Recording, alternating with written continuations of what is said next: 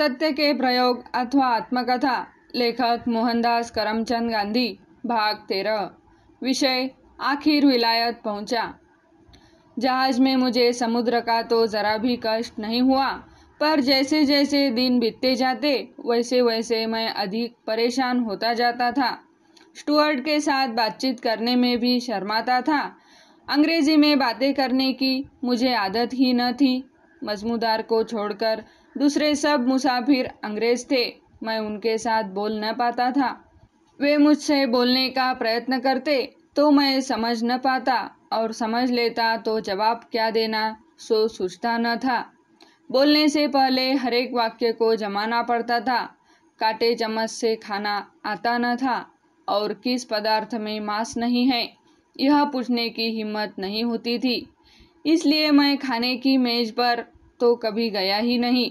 अपनी कोठरी में ही खाना खाता था। अपने साथ खास करके जो मिठाई वगैरह लाया था उन्हीं से मैंने काम चलाया। मजमूदार को तो कोई संकोच नहीं था। वे सबके साथ घुल मिल गए थे। डेक पर भी आज़ादी से जाते थे। मैं सारे दिन कोठरी में बैठा रहता था। कभी कदाच जब डेक पर थोड़े लोग होते तो कुछ देर वहाँ जाकर बैठ लेता था। मजमूदार मुझे समझाते कि सबके साथ घुलो मिलो, आज़ादी से बातचीत करो। वे मुझसे यह भी कहते कि वकील की जीभ खूब चलनी चाहिए। वकील के नाते वे अपने अनुभव सुनाते और कहते कि अंग्रेजी हमारी भाषा नहीं है, उसमें गलतियाँ तो होंगी ही, फिर भी खुलकर बोलते रहना चाहिए। पर मैं अपनी भीरुता छोड़ न पाता था। मुझ पर दया करके एक भले अंग्रेज ने मुझसे बातचीत शुरू की। वे उम्र में बड़े थे। मैं क्या खाता हूँ, कौन हूँ, कहाँ जा रहा हूँ, किसी से बातचीत क्यों नहीं करता आदि प्रश्न वे पूछते रहते। उन्होंने मुझे खाने की मेज पर जाने की सलाह दी। मांस न खाने के मेरे आग्रह की बात सुनकर वे हंसे और मुझ पर तरस खाकर बोले, यहाँ तो ठीक है, पर बिस्के की खाड़ी में पहुँचने पर तुम अपने विचार बदल लोगे। इंग्लैंड में तो इतनी ठंड पड़ती है कि मांस खाए बिना चलता ही नहीं। मैंने कहा, मैंने सुना है कि वहाँ लोग मांसाहार के बिना रह सकते हैं। वे बोले, इसे गलत समझो। अपने परिचितों में मैं ऐसे किसी आदमी को नहीं जानता जो मांस न खाता हो। सुनो, मैं शराब पीता हूँ, पर तुम्हें पीने के लिए नहीं कहता। लेकिन मैं समझता हूँ कि तुम्हें मांस तो खाना ही चाहिए। मैंने कहा, इस सलाह के लिए मैं आपका आभार मानता हूँ, पर मांस न खाने के लिए मैं अपनी माताजी से वचनबद्ध हूँ। इस कारण मैं मांस नहीं खा सकता। अगर उसके बिना ही काम न चला तो मैं वापस हिंदुस्तान चला जाऊंगा, पर मांस तो कभी न खाऊंगा। बिस्के की खाड़ी आई। वहाँ भी मुझे न तो मांस की ज़रूरत मालूम हुई और न मदिरा की। मुझसे कहा गया था कि मैं मांस न खाने के प्रमाण पत्र इकट्ठा कर लूँ। इसलिए इन अंग्रेज मित्र से मैंने प्रमाण पत्र मांगा। उन्होंने खुशी खुशी दिया। कुछ समय तक मैं उसे धन की तरह संभाले रहा। बाद में मुझे पता चला कि प्रमाण पत्र तो मांस खाते हुए भी प्राप्त किए जा सकते हैं। इसलिए उनके बारे में मेरा मोह नष्ट हो गया। अगर मेरी बात पर भरोसा नहीं है तो ऐसे मामले में प्रमाण पत्र दिखाकर मुझे क्या लाभ हो सकता है। दुख सुख सहते हुए यात्रा समाप्त करके हम साउथहैम्पटन बंदरगाह पर पहुँचे। मुझे याद है कि उस दिन शनिवार था। जहाज पर मैं काली पोशाक पहनता था। मित्रों ने मेरे लिए सफ़ेद फलालेन के कोट पतलून भी बनवा दिए थे। उन्हें मैंने विलायत में उतरते समय पहनने का विचार रखा था, यह समझकर कि सफ़ेद कपड़े अधिक अच्छे लगेंगे। मैं फलालेन का सूट पहनकर उतरा। सितंबर के आखिरी दिन थे। मैंने वहाँ इस पोशाक में एक अपने को ही देखा। मेरी पेटियाँ और उनकी चाबियाँ तो ग्रिंडले कंपनी के एजेंट ले गए थे। सबकी तरह मुझे भी करना चाहिए, यह समझकर मैंने तो अपनी चाबियाँ भी दे दी थी। मेरे पास 4 सिफारिशी पत्र थे। डॉक्टर प्राणजीवन मेहता के नाम, दलपत राम शुक्ल के नाम, प्रिंस रंजीत सिंह जी के नाम और दादा भाई नौरोजी के नाम। मैंने साउथहैम्पटन से डॉक्टर मेहता को एक तार भेजा था। जहाज में किसी ने सलाह दी थी कि विक्टोरिया होटल में ठहरना चाहिए। इस कारण मजमूदार और मैं उस होटल में पहुँचे।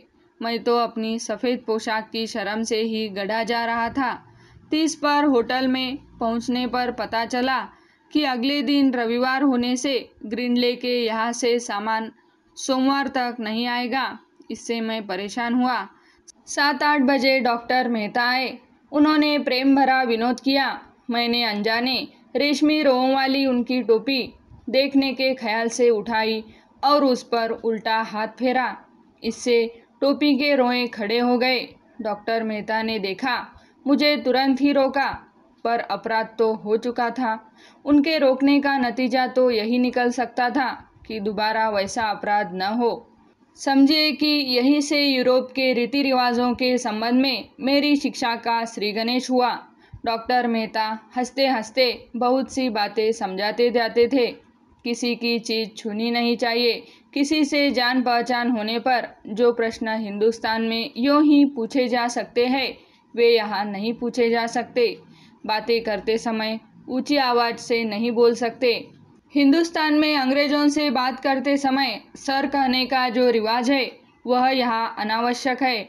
सर तो नौकर अपने मालिक से अथवा बड़े अफसर से कहता है।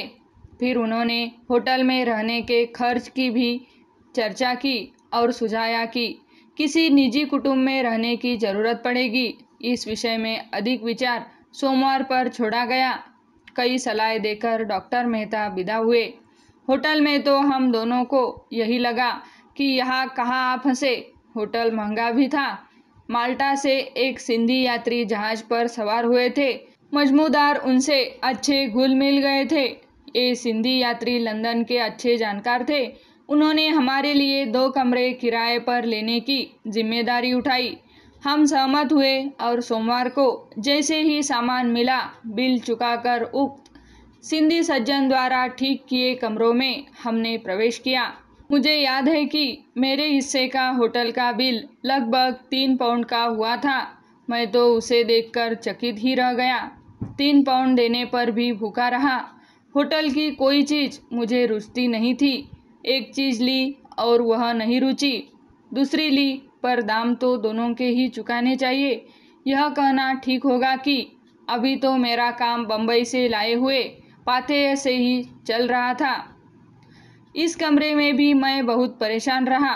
देश की खूब याद आती थी। माता का प्रेम मूर्तिमान होता था।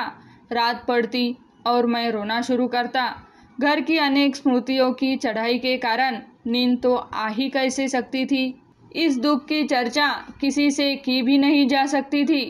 करने से लाभ भी क्या था। मैं स्वयं ही नहीं जानता था कि किस उपाय से मुझे आश्वासन मिलेगा। यहाँ के लोग विचित्र, रहन सहन विचित्र, घर भी विचित्र, घर में रहने का ढंग भी विचित्र। क्या कहने और क्या करने से यहाँ शिष्टाचार के नियमों का उल्लंघन होगा, इसकी जानकारी भी मुझे बहुत कम थी। 30 पर खाने पीने का परहेज और खाने योग्य आहार सूखा तथा नीरस लगता था। इस कारण मेरी दशा सरौते के बीच सुपारी जैसी हो गई थी। विलायत में रहना मुझे अच्छा नहीं लगता था और देश को लौटा नहीं जा सकता था। विलायत पहुंच जाने पर तो 3 साल वहां पूरे करने का मेरा आग्रह था।